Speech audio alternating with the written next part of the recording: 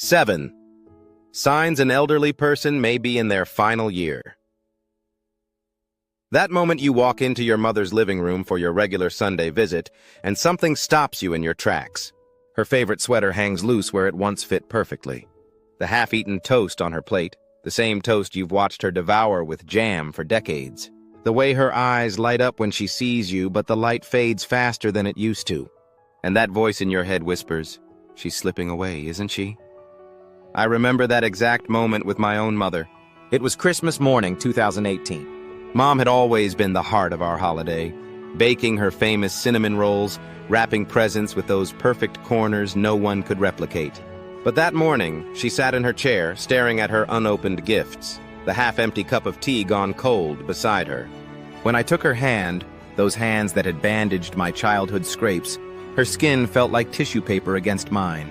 She looked up at me and whispered, "Bobby, I'm just so tired." Did you know that 71% of families report missing critical end-of-life signs until their loved one is in their final weeks, when it's often too late for meaningful goodbyes? As both a physician with 40 years of geriatric experience and as a son who's walked this path, I've seen this heartbreak play out hundreds of times.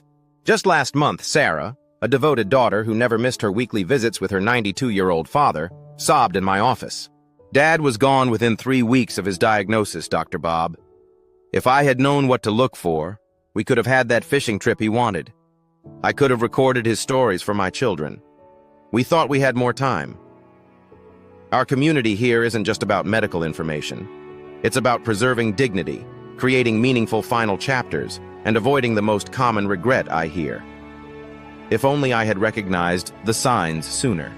If you want to join thousands of other caregivers supporting each other through this journey, tap that subscribe button and join our Wednesday conversations where we share both the medical wisdom and the human truths about aging with grace. Today, I'm sharing the 7 signs that often appear in an elderly person's final year, signs I've confirmed through decades of medical practice and witnessed personally with both my parents. I'm not sharing these to frighten you, but to empower you with what medical schools rarely teach and what families desperately need to know. Because when you can read these quiet signals, everything changes about how you spend the time that remains. Sign number 1, significant physical decline and persistent fatigue. Remember Eleanor? This was her just 2 summers ago at 86, tending her prize-winning roses, the same roses she'd nurtured for 40 years. The neighborhood kids called her the Rose Lady. She never missed her 7 a.m. walk, rain, shine, or snow. Her daughter Marion and I were neighbors for years. Then came the subtle shift. First, Eleanor started skipping her walks on chilly mornings. Then all mornings. Marion would call me, "Mom's just resting today, Bob. You know how it is getting older." We all want to believe that, don't we? That it's just a phase or a bad week. But then came the day Marion stopped by unannounced at 2 p.m. and found her mother still in her nightgown, her hair, which had never seen the light of day without being perfectly styled since 1962, uncombed. The unopened mail, the untended roses visible through the window. "Mom, are you feeling okay?" Marion asked. Eleanor's response is one I've heard hundreds of times in my practice. "Sweetheart, I'm just so tired, bone tired, like nothing I've ever felt before." This isn't your parent sleeping in an extra hour or needing an afternoon nap. This is what I call the profound surrender. When getting dressed feels like climbing Everest. When a shower requires a 2-hour recovery period. When someone who never sat still suddenly spends 14, 16 hours in bed. You might be thinking right now about someone you love. Maybe they've started saying things like, "I need to sit down for a minute." And that minute turns into hours. "I'll finish getting ready later." But later never comes. "I don't have the energy I used to." Said with a resignation you've never heard before. What makes this different from normal aging? The persistence and the progression. A bad day doesn't bounce back to a good day anymore. The good hours get shorter. The recovery times get longer. Here's what Marion didn't know then that I want you to know now. When Eleanor's body began conserving energy this way, it wasn't just getting old. It was her body whispering what it needed, not more vitamins or more rest, but a shifting of priorities. The time had come to spend energy only on what truly mattered. The family who recognizes this sign gains precious months to focus on quality over quantity. to bring the meaningful conversations, the photo albums, the hand-holding to the forefront while letting go of exhausting outings or unnecessary appointments. Eleanor's last Christmas wasn't spent at the mall shopping. It was spent with her great-grandchildren making handprint ornaments in the comfort of her favorite chair, a memory they cherish now. Sign number 2, cognitive changes and mental decline. The second sign involves changes in cognitive function that go beyond the occasional forgetfulness we all experience as we age. James, a retired mathematics professor, had always been sharp as a tack with an encyclopedic memory. His son first noticed something was different during their weekly chess games. James would stare at the board, seemingly lost in its patterns. Sometimes he'd make a brilliant move, showing his old strategic brilliance. Other times he'd ask whose turn it was multiple times in a row, or move pieces according to rules from entirely different games. What made this particularly telling wasn't just the forgetfulness, but the fluctuating nature of his cognition. Moments of complete clarity interspersed with profound confusion.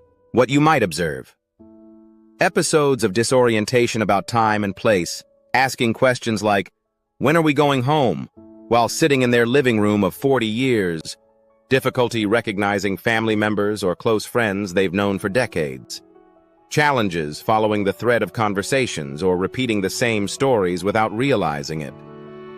Periods of confusion alternating with remarkable lucidity, changes in communication patterns. Perhaps becoming unusually quiet or struggling to find common words. One of the most striking patterns I've witnessed is a phenomenon sometimes called terminal lucidity, a temporary period of unexpected mental clarity that can occur shortly before death.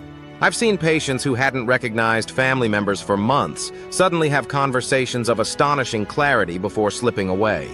For James's family, understanding these cognitive changes helped them adjust their expectations and communication style.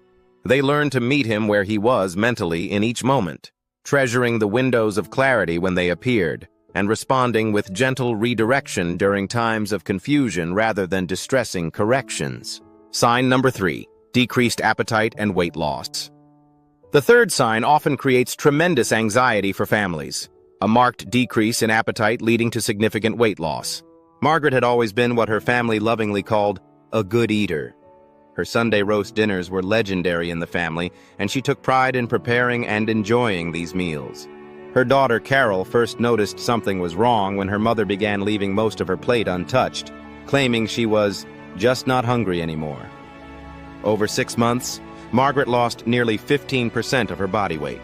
Foods she once loved no longer appealed to her. She'd take a bite or two to be polite, then push the plate away. What worried Carol most was hearing her mother say, "Food just doesn't taste right anymore." This wasn't simple loss of appetite. It was her body's systems beginning to shut down. What families often notice: consistently leaving meals largely untouched, expressing little interest even in favorite foods. Significant unintentional weight loss, often 10% or more within 6 months. Complaints that food tastes different or has no taste. Increasing difficulty with the physical act of swallowing, preferring liquids to solid foods. This change isn't about depression or dental problems, though these should be ruled out. It's about the body naturally reducing its need for sustenance as systems begin to slow down. In my practice, I often explain to distressed families that forcing food can actually increase discomfort for their loved one. For Margaret's family, understanding this natural progression helped them shift from pushing 3 square meals to offering small bites of favorite foods when she was receptive, without making meals a battleground. They learned to express love in ways beyond food, through touch, music, presence, and sharing memories. Sign number 4, social withdrawal and emotional changes. The fourth sign involves profound changes in social behavior and emotional responses. Robert had always been the life of any gathering, telling jokes, drawing people out with questions, remembering details about everyone's lives. His wife Jean noticed that he gradually stopped suggesting having friends over. When family visited, he would engage briefly, then excuse himself to rest. Eventually, he began declining invitations altogether, saying, "You all go ahead and enjoy yourselves." What struck Jean wasn't just his withdrawal, but the emotional shift that accompanied it. Robert, once quick to laugh and occasionally quick to anger, seemed to develop a certain detachment, a peaceful distance from the emotional ups and downs of daily life. What you might observe in your loved one. Decreasing interest in social activities they once enjoyed, spending more time in solitude, often in quiet contemplation, less emotional reactivity to both positive and negative events. Increased reflection on the past, often sharing memories from childhood or young adulthood. Expressing philosophical thoughts about life's meaning or what might come after death.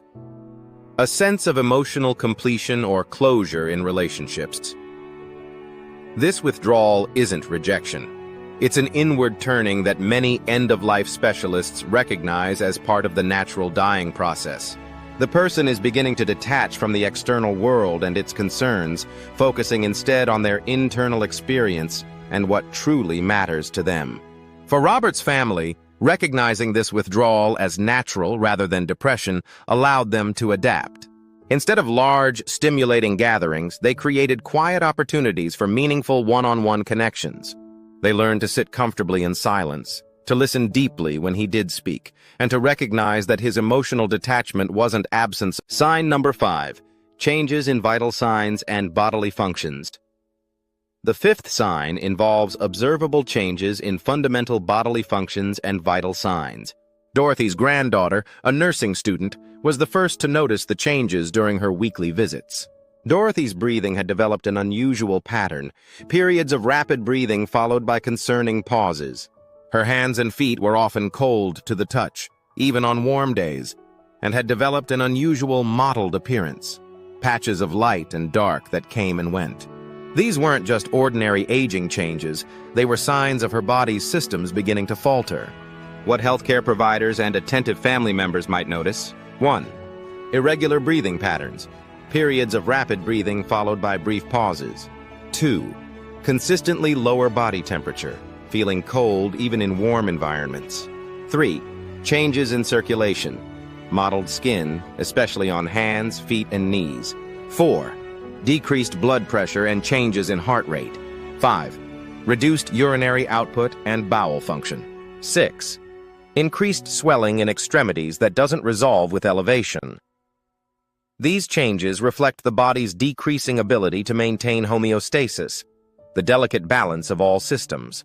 The cardiovascular system may struggle to maintain circulation to extremities, prioritizing vital organs instead. The respiratory system becomes less efficient, altering breathing patterns. The renal system processes fewer toxins, often resulting in decreased urination. For Dorothy's family, understanding these physical changes helped them provide appropriate comfort measures, keeping her warm with soft blankets, moistening her lips when dry, positioning her body to ease breathing difficulties, and recognizing when to call hospice for additional symptom management. Sign number 6, increased medical complications and hospital visits. The 6th sign is a pattern many families recognize only in retrospect, a cascade of medical complications and increasing healthcare interventions. Henry had always been stoic about his health. Despite his congestive heart failure and diabetes, he prided himself on not bothering doctors unless absolutely necessary. His son Michael began noticing a troubling pattern, a minor cold that developed into pneumonia requiring hospitalization, recovery that took weeks instead of days, a small cut on his foot that wouldn't heal despite antibiotics, recurring urinary tract infections despite preventive measures. Within 8 months, Henry had been to the emergency room 5 times and admitted to the hospital 3 times. Each recovery was slower and less complete than the last. What families often experience: 1. More frequent infections despite normal precautions. 2. Longer recovery periods from previously manageable illnesses. 3. Difficulty controlling chronic conditions despite medication adjustments. 4. Accumulating new diagnoses at medical visits. 5. Bounce-back hospitalizations, returning to the hospital shortly after discharge. 6. Decreasing response to treatments that were previously effective. This pattern reflects the body's diminishing reserves and ability to heal. The immune system becomes less efficient, healing mechanisms slow, and the body's ability to maintain balance against disease processes falters. For Henry's family, recognizing this pattern helped them have difficult but necessary conversations with his healthcare team about goals of care. They began to ask not just, how do we treat this current problem, but the more fundamental question, what treatment approach best aligns with his priorities and values at this stage of life? This recognition shifted their focus from aggressive interventions to preventing suffering and maximizing quality of life. Decisions Henry was deeply grateful for when they explained their thinking. Sign number 7. Terminal awareness and spiritual changes. The 7th sign is perhaps the most profound: changes in spiritual awareness and a sense of preparation for transition. Martha, age 92, had always been practical and matter-of-fact about life. Her granddaughter Sarah noticed subtle but unmistakable changes in her conversations. Martha began talking about deceased family members as if they were present. "Your grandfather stopped by today. He looks well." She started giving away treasured possessions with specific instructions. "This necklace belongs with you now. I won't be needing it where I'm going." One evening, after a day of unusual clarity and energy, Martha told Sarah, "I'm getting things in order. My work here is nearly finished." What families might observe: 1. Conversations about going home or getting ready for a journey. 2. References to seeing or speaking with deceased loved ones. 3. Increased interest in spiritual or religious matters, even in those not previously religious. 4. Resolving unfinished business, making amends, giving blessings, distributing possessions. 5. Symbolic language about completion, finishing a journey, closing a book, ending a chapter. 6. Periods of unusual clarity and energy before further decline. Many healthcare professionals who work in hospice settings recognize these as meaningful preparations for death, not merely confusion or delirium. Across cultures and throughout history, similar patterns have been observed and recorded as part of the dying process. For Martha's family, recognizing these communications as meaningful rather than concerning allowed them to engage with her in profound conversations about her life, her values, and her understanding of what might come next. Rather than correcting her perceptions, they asked questions and listened deeply, creating space for her to express her needs and wishes. Conclusion and summary. Let me tell you about my greatest regret as a doctor of 40 years. It wasn't the patients I couldn't save. It was the thousands of families who came back after their loved one's passing and said, "Why didn't anyone tell us what to look for? We would have done everything differently." This notebook contains the names of every patient I've lost over 4 decades.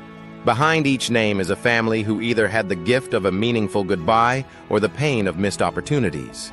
The difference wasn't medical care, it was awareness. Today, I've shared with you what medical school never taught me. What I learned from sitting with thousands of families through their final journeys. These 7 signs: Eleanor's profound fatigue, James's fluctuating cognition, Margaret's changing relationship with food, Robert's social withdrawal, Dorothy's shifting vital signs, Henry's cascade of medical issues, and Martha's spiritual preparation. They aren't just medical symptoms. They're invitations. Invitations to shift from doing to being. Invitations to speak the unsaid words. Invitations to hold hands longer, listen deeper, and love without reservation. 3 weeks before my father died, I noticed 3 of these signs. As a doctor, I knew what they meant. As a son, I had a choice: deny them or embrace them as a gift of awareness. That awareness meant I canceled 3 conferences to be by his side. It meant recording him telling stories about his childhood that my grandchildren now treasure. It meant finally asking him the questions I'd always been too busy to ask. On his final morning, he squeezed my hand and said, "Bobby, thank you for seeing me, really seeing me, these last weeks." Those of you watching right now fall into 2 groups. Some of you are seeing these signs in someone you love, and your heart is racing with recognition. Others of you aren't there yet, but someday, perhaps soon, you will remember this conversation. Either way, I want you to remember this.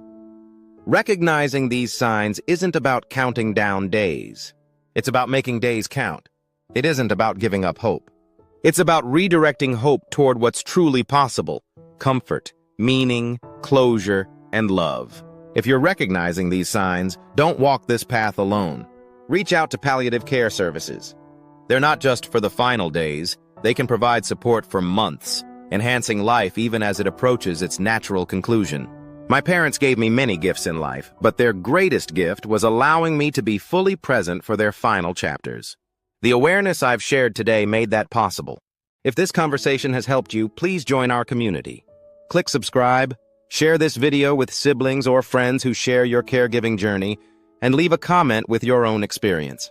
Each Wednesday, we gather here not just as viewers, but as a community holding each other up through life's most challenging passages. Remember, the greatest act of love isn't denying death's approach. It's recognizing it with enough awareness to make every remaining moment a treasure. Because in the end, it's not how many breaths we take that matters most, but the moments that take our breath away. Until next time, I'm Dr. Bob, standing with you on this sacred